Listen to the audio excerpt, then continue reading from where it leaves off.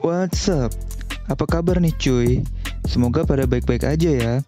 Di video kali ini, kita bakal nonton film yang berjudul Braid. Film ini tuh rilis tahun 2018 cuy, atau 2019 di beberapa negara. Ini film yang mempunyai plot dan ending yang cukup membagongkan. Seperti apa ceritanya? Langsung aja cuy, kita let's go!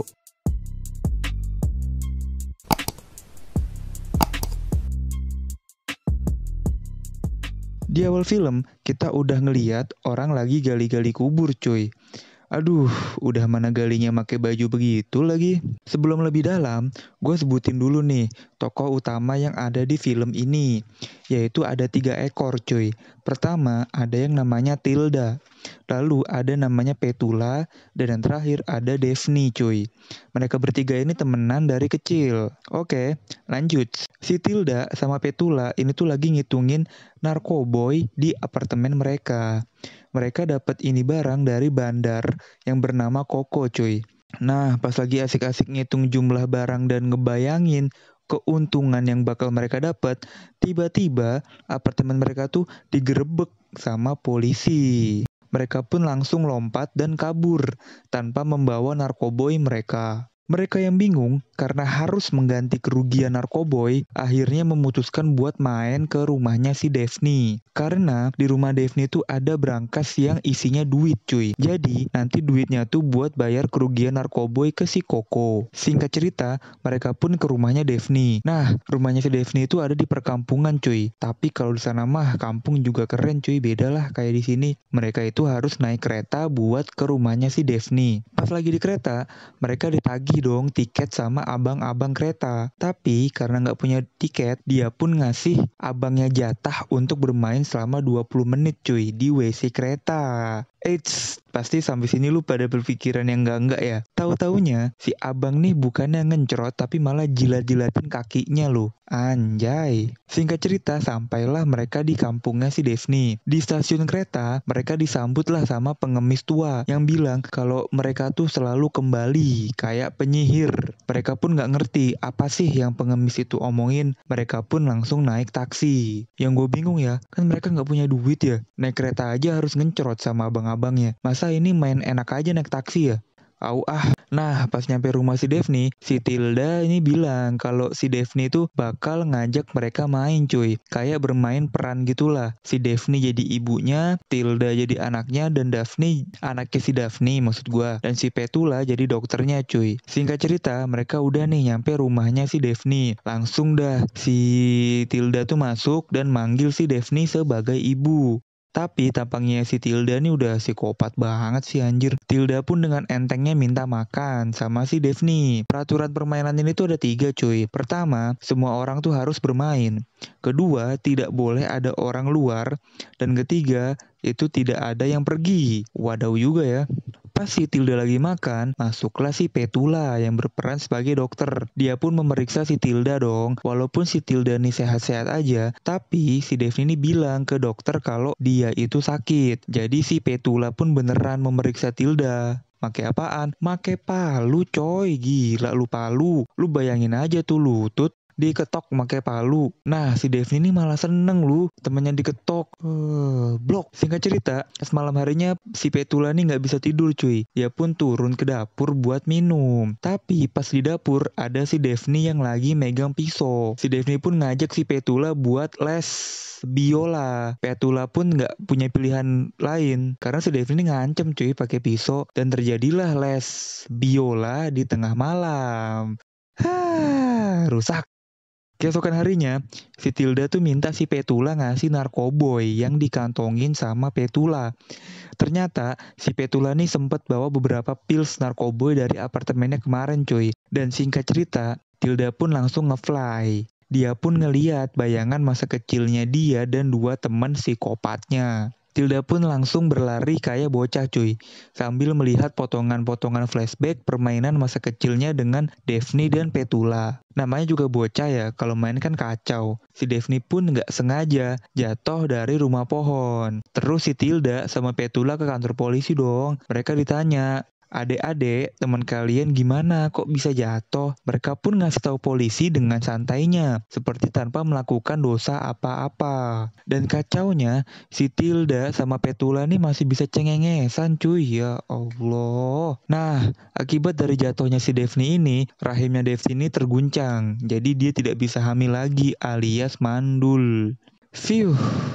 Singkat cerita, si Tilda sama Petula nih mau kabur cuy. Karena si Petula nih nemuin kunci di kamar. Udah di kamar siapa? Petula pun teriak-teriak ngajak si Tilda kabur. Dan ajaibnya, di depan rumah mereka nih ada mobil dong. Tapi pas mereka mau masuk mobil, tiba-tiba BAM! Digebuklah sama si Daphne.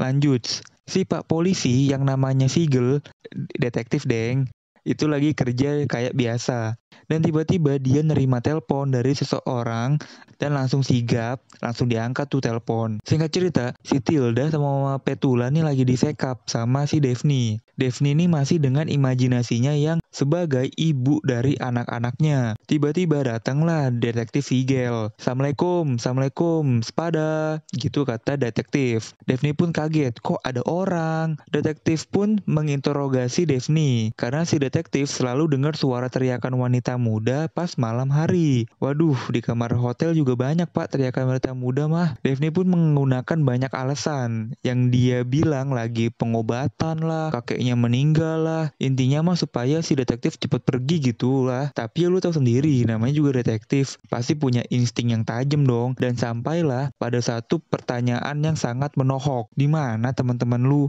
Wadaw. Singkat cerita, detektif ini tahu kalau si Daphne dan Petula ada di loteng.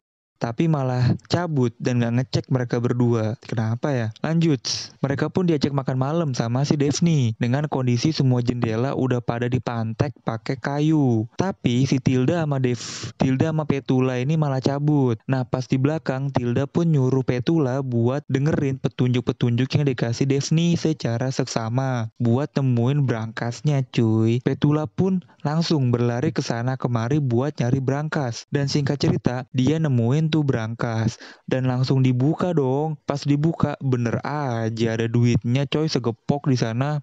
Petula pun langsung nyamper si Tilda dan langsung ngajak cabut. Malam itu juga mereka berdua keluar coy dari rumahnya si Daphne. Dan pas mereka nyari bantuan buat kabur, tiba-tiba si Petula ditabrak cuy.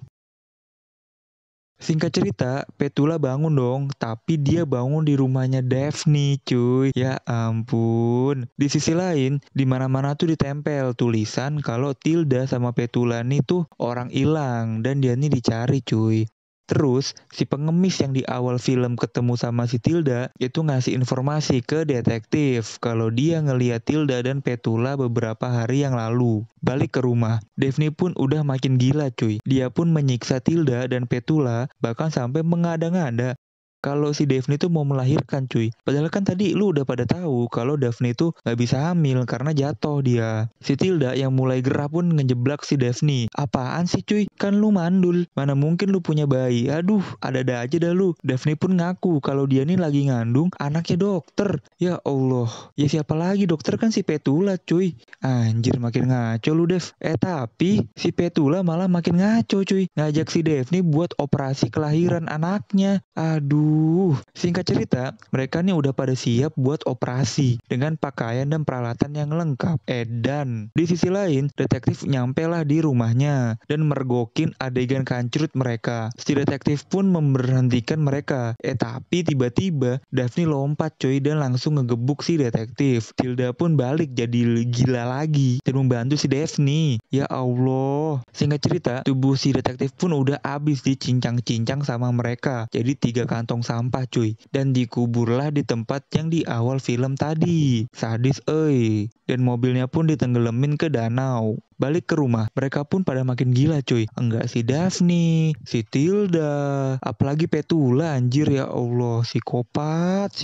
Lanjut, si Petula pun ngecek HP-nya yang ditaruh di kotak surat cuy. Tapi pas dia buka kok isinya malah bonekanya si detektif Sigel. Petula pun yang bingung, langsung lari ngambil sekop buat bongkar kuburannya si detektif coy. Pas dia gali-gali, ternyata mayat yang cincangannya itu tuh udah gak ada coy. Petula Petula yang capek akhirnya pun ketiduran di ruang tengah. Dia pun mulai flashback pas lagi ada di kereta. Dan tiba-tiba dia ada di kamar mandinya. Sedangkan lorong keretanya itu menjadi lorong kamarnya si Petula. Dan pas di bawah sofanya, Petula pun nemuin buku catatannya coy, yang berisi tentang skenario alur cerita dari permainan mereka yang mereka lakuin. Terus datanglah si Daphne. Dia pun bilang seneng akhirnya si Petula nemuin buku itu. Jadinya si Petula nih gak perlu kabur-kaburan lagi. Dia pun ngeliat tangannya yang penuh luka cuy. Karena sekali kabur berarti satu luka di tangan. Lah ini udah banyak cuy lukanya. Berarti Tilda pun dateng. Petula akhirnya mohon-mohon lah ke Tilda buat ditolongin. Tapi tiba-tiba si Koko bandar narkoboynya itu nelpon. Tapi malah diangkat sama si Tilda. Petula yang makin bingung disuruh lihat kalender. Yang dimana tanggalnya itu semuanya tanggal 8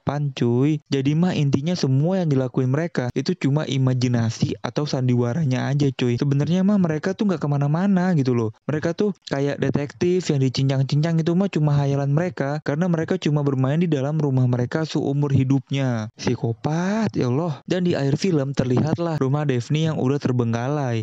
Dan ada ibu-ibu tua yang lagi nyuci piring cuy. Dan ada tamu yang mencet bel. Yang dimana kita udah pasti bisa nyimpulin kalau si Daphne yang mencet. Kalau ini tuh si Daphne yang lagi nyuci piring dan yang mencet bel itu si Petula. Jadi mereka nih memainkan permainan gila ini tuh sampai mereka tua. Bahkan sampai mereka mati cuy.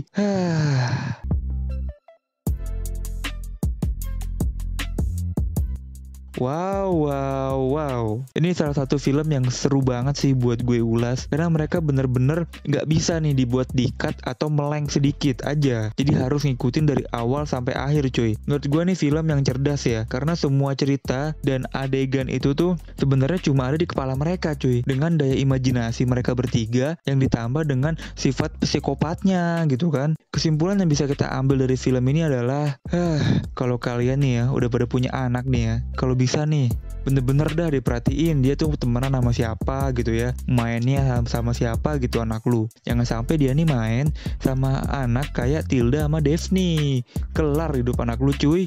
Serius dah, kasih sayang orang tua kepada anak tuh penting banget dah. Jangan sampai salah gaul coy, ngeri.